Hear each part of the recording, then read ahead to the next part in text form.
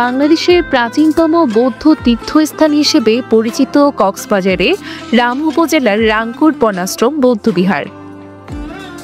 সম্রাট অশোকের নির্মিত এই ঐতিহাসিক স্থাপনা আজও দাঁড়িয়ে আছে তার গৌরবময় ঐতিহ্য নিয়ে।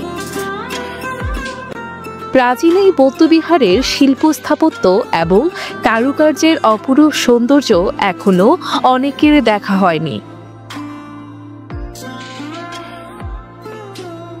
রাজারকুল ইউনিয়নের পাহাড়ি এলাকায় অবস্থিত এই প্রাচীন বিহারটি খ্রিস্টপূর্ব 268 অব্দে নির্মাণ করা হয়। সম্রাট অশোক 96 কোটি স্বর্ণমুদ্রা ব্যয় করে 84,000 ধাতু চৈত্র নির্মাণ করেছিলেন, যার মধ্যে রাংকুট অন্যতম। ষষ্ঠ শতাব্দীতে আরাকান রাজা চন্দ্রজ্যোতি এই বিহারের নামকরণ করেন রাং উ। বিহারের প্রবেশ পথে রয়েছে ধ্যানমুদ্রায় 84টি বুদ্ধমূর্তি। এরপর রয়েছে সাবেক অধ্যক্ষ জগৎচন্দ্র প্রজ্ঞাজ্যোতি চন্দ্রজ্যোতি স্মৃতি মন্দির। সপ্তম শতাব্দীর একটি ঐতিহাসিক বটবৃক্ষ রয়েছে, যা চীনা পরিব্রাজক হিউয়েন সাং ভারত বাংলাদেশে বুদ্ধের অবস্থানস্থল আবিষ্কারের সময় রোপণ করা হয়েছিল। এর পাশেই দেখা যায় সম্রাট অশোকের 23 ফুট উঁচু ভাস্কর্য এবং হিউয়েন সাংয়ের প্রতিবিম্ব। বিহারের মূল অংশে রয়েছে বুদ্ধ, শিবলি, ভিক্ষুসহ অসংখ্য মূর্তি, যার মধ্যে বুডা গোসাই ও আরাকান রাজার স্থাপিত শ্বেত পাথরের বুদ্ধমূর্তি বিশেষভাবে উল্লেখযোগ্য।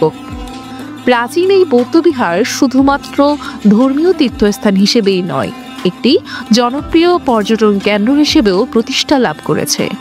প্রতি বছর হাজার হাজার পর্যটক এই প্রাচীন বৌদ্ধবিহার দর্শনে আসেন। এইখানে যে এরকম একটা সুন্দর জায়গা আছে, এটা আসলে আমি জানতাম না, এই রাংকুট মন্দিরটা।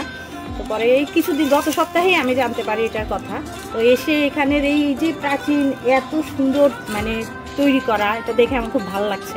বিশেষ করে এই যেমন এগুলো, এগুলো আমি কখনো দেখিও নাই, বা আমাদের বাংলাদেশে কক্সবাজারের মতন জায়গায় যে এইরকম একটা জায়গা আছে। এবং এটা যে সম্রাট অশোকের মানে একটা রেখে যাওয়া স্মৃতি, সেটাও প্রথম জানলাম।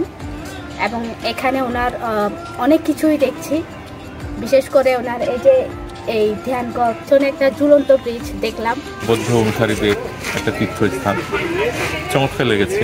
এদের নতুনত্ব আরো কিছু নতুন তৈরি করছে।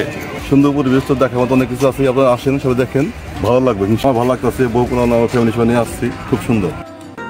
বিহারের অধ্যক্ষ জ্যোতিষ সেন মহাথেরো জানান, বিহারের ঐতিহ্য সংরক্ষণের পাশাপাশি নতুন উন্নয়ন কার্যক্রম চলমান রয়েছে। ইতিমধ্যে একটি শিক্ষা প্রতিষ্ঠান স্থাপন করা হয়েছে এবং হাসপাতাল ও পর্যটক আবাসন নির্মাণের পরিকল্পনা রয়েছে। এটি 2300 বছরের পুরাতন একটি ঐতিহ্য বৌদ্ধ ধর্মীয় প্রতিষ্ঠান, যেটি সম্রাট অশোক খ্রিস্টপূর্ব 268 অর্থাৎ 2209 বছর আগে প্রতিষ্ঠা করেছিলেন।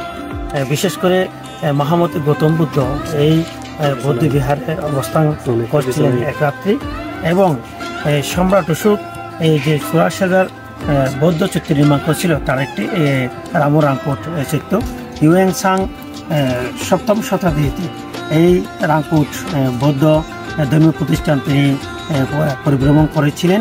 তো পাশাপাশি এখানে হিন্দু, মুসলিম, বৌদ্ধ, খ্রিস্টান সব ধর্মের মানুষদের এই ঐতিহ্যবাহী বৌদ্ধ বিহারে আগমন করেন, একদিকে রত্ন স্থাপনা দেখার জন্য, আর একদিকে ঐতিহাসিক বিভিন্ন স্থাপনা দেখার জন্য। ঐতিহাসিক এই পর্যটক কেন্দ্রে আগত পর্যটকদের নিরাপত্তার জন্য উপজেলা প্রশাসন সবসময় কাজ করছেন বলে জানান রামু উপজেলার নির্বাহী কর্মকর্তা মোহাম্মদ রাশেদুল ইসলাম। রামুতে আমাদের একটা মাল্টি ডাইমেনশনাল পর্যটন ব্যবস্থা চালু আছে। এখানে একই সাথে যেমন সমুদ্র আছে, একই সাথে পাহাড় আছে, আমাদের বৌদ্ধ মন্দির আছে, বন আছে।